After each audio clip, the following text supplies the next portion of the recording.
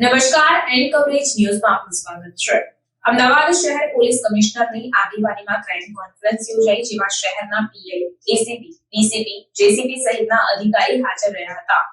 Crime અને ગુનાખોરી બાબતે માહિતી આપવા ક્રાઇમ કોન્ફરન્સનું આયોજન કરવામાં આવ્યું હતું, જેમાં Ahmedabad police commissioner GS Malik દ્વારા માહિતી આપવામાં આવી। અહીંયા અમદાવાદ સિટીની ક્રાઇમ કોન્ફરન્સ યોજવામાં આવી રહી છે, જેમાં પોલીસ ઇન્સ્પેક્ટર અને એનાથી ઉચ્ચ કક્ષાના જે અધિકારીઓ છે તમામ અહીંયા હાજર છે।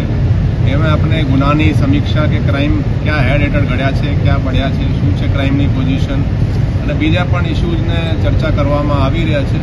અને મને કહેતા આવું ખૂબ સંતોષ થાય છે કે ક્રાઇમ જે છે એ ખૂબ જ કાબુ હેઠળ છે। આપણે અહીંયા અમદાવાદ શહેરમાં પોસ્ટિંગ થયાના 1 વર્ષ થઈ ગયા છે અને હું કહી શકું કે પોલીસે જે કામગીરી કરી રહી છે ખૂબ જ પ્રશંસનીય છે। ગુનાની સ્થિતિ જોઈએ તો ખૂન જે ગુના છે, જે મેન આપણે ગણીએ, એ ચાલુ વર્ષે 39 થયા છે, ગયા વર્ષે 59 હતા, એટલે એમાં 33%ની ઘટાડો છે। ખૂનની કોશિશમાં 21%નો ઘટાડો છે। ધાડ જે છે ચાલુ વર્ષે 9 છે, એમાં થોડું ગયા વર્ષે 5 હતી, પણ એ ટેકનિકલ છે। એટલે ધાડ જે છે લૂંટમાં 55 છે ચાલુ વર્ષે, ગયા વર્ષે 81 હતા, એમાં પણ 32%નો ઘટાડો છે। ઘરફોડ જે ચોરીઓ છે એ તમામ ઘરફોડમાં 22%નો ઘટાડો છે।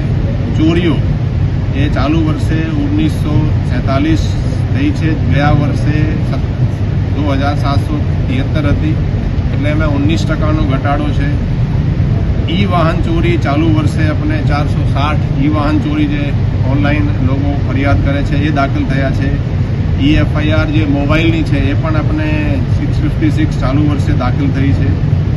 બાકી પણ ગુનાઓમાં હું જોઉં તો એ ઠગાઈમાં પણ 13%નો ઘટાડો છે। વિશ્વાસઘાતમાં થોડા વધ્યા છે, ચીટિંગના કેસો થોડા વધ્યા છે। હંગામા જે હોય છે એમાં 15%નો ઘટાડો છે। બળાત્કારના કેસોમાં 12%નો ઘટાડો અને કુલ જે આપણે મેઇન ફર્સ્ટ પાર્ટના જે ગુનાઓ આપણે ગણીએ, મુખ્ય ગુનાઓ, એમાં ચાલુ વર્ષે 5075 થયા છે, ગયા વર્ષે 6534 હતા, એમાં 22%નો ઘટાડો છે।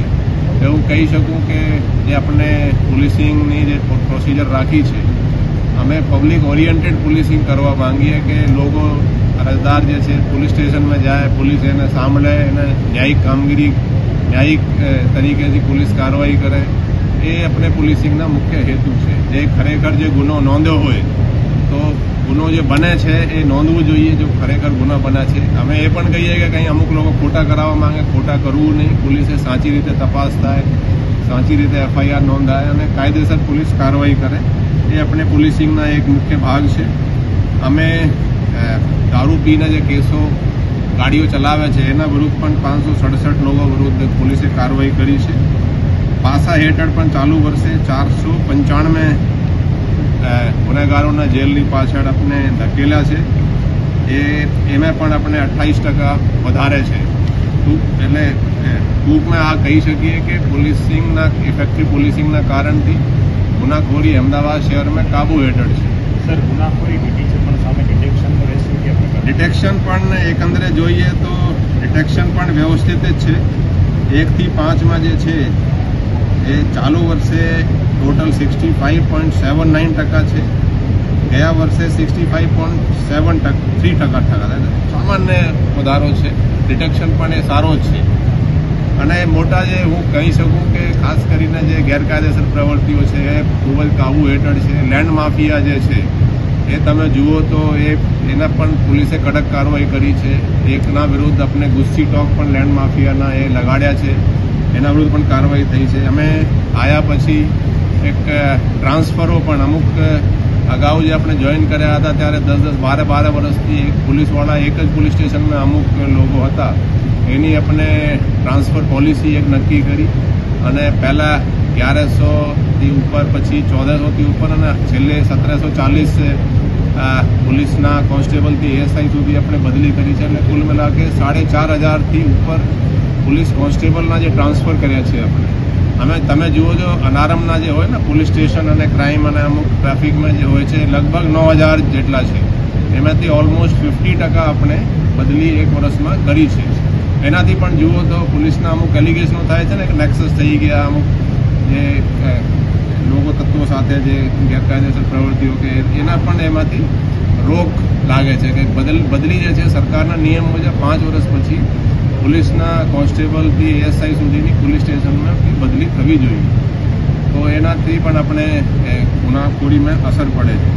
બાકી તો એકંદરે કહી શકું કે તાજેતરમાં જે રથયાત્રા થઈ પછી મહોરમ એ બધા તહેવારો ખૂબ જ શાંતિથી પસાર થયા છે અને શહેરમાં કહી શકીએ કે ગુનાખોરી નહીં એમ કોમી સૌહાર્દ પણ સારા છે અને ગુનાખોરી પણ કાબુ હેઠળ છે. છેલ્લા થોડા દિવસોમાં બટાસાની પૂરવાળો બનાવ બાકી છે. અનેક વિસ્તારમાં એવા છે જે કે જ્યાં સીસીટીવી હજી બંધ હાલતમાં છે તેને લઈને અને આ ભેદ ક્યારે ઉકેલાશે, શું પ્રક્રિયા કરે?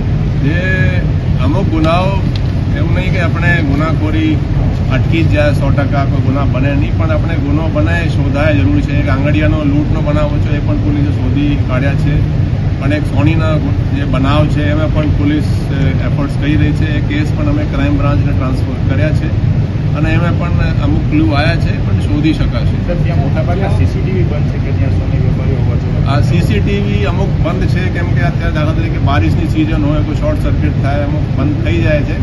પણ અમે કહેવા માંગીએ કે અમે લોક ભાગીદારીથી જે રથયાત્રાના રૂટ ઉપર અને આખા શહેરમાં જે લોકો સહયોગ આપી રહ્યા છે 2000થી ઉપરના સીસીટીવી લોકોના સહભાગથી અમે લગાડી ચૂક્યા છીએ અને એના પણ આપણે ઝુંબેશ જેવા ચલાવી રહ્યા છીએ. હું લોકોને પણ અપીલ કરું છું કે આ જે સીસીટીવી છે એ તમારી પોતાની સલામતી માટે છે. તમે સામેથી આવીને તમારા દુકાનની સામે અને અંદરના ભાગે સીસીટીવી લગાડો, એનાથી પોલીસને પણ ફાયદો છે અને તમને પણ ફાયદો છે.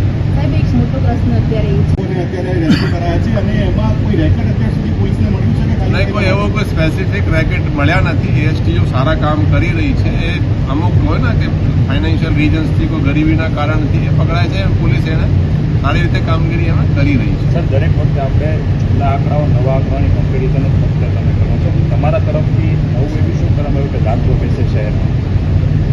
નહીં, દેખો પોલીસનો જે મુખ્ય કામ છે prevention, detection and investigation of crime and maintenance of law and order, એટલે ગુનાને અટકાવવાનું, ગુનાને શોધવાનું, ગુનો નોંધવાનું, ગુનાની વ્યવસ્થિત તપાસ થાય, બરાબર છે ને, કાયદો અને વ્યવસ્થા જળવાય.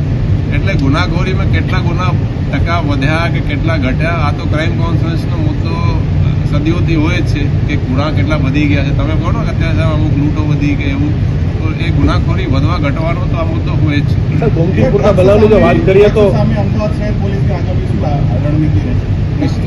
किस चीज़ की? ડ્રગ્સ देखिए ड्रग्स માટે અમુક જે સિન્થેટિક ડ્રગ્સના જે છેલ્લા અમુક વર્ષોથી થોડો વધ્યા છે, કેમ કે સિન્થેટિક ડ્રગ્સ શું છે ને, લોકો એક કમરામાં જ બનાવી શકે. અગાઉ જે આપના ઓપીએમ કે કેનાબિસ જે અફીમ, ભાંગ વગેરે એ તો પેડોથી એ કાઢતા હતા. એટલે જે સિન્થેટિક જે બની રહી છે આપણા માટે ખરેખર એક ચેલેન્જ છે. એના માટે આપણે વધારે કેસો કરીએ. અમુક ટાઈમ પહેલાં ક્રાઇમ બ્રાન્ચ છે ત્યાં ઔરંગાબાદથી પણ એક ફેક્ટરી પકડી હતી, અહીંયાથી પણ કેસો કરી અને હવે પોલીસ સ્ટેશનો ઇન્ચાર્જોને પણ સૂચના આપી છે કે તમે પણ કેસો આમે વધારે શોધો, કેસો કરો, કડકાઈથી કાર્रवाई કરો. એ આપણે સ્પષ્ટ सूचना है. खबरों के लिए चैनल को सब्सक्राइब कीजिए. खबरों का नोटिफिकेशन पाने के लिए बेल आइकॉन को जरूर दबाएं.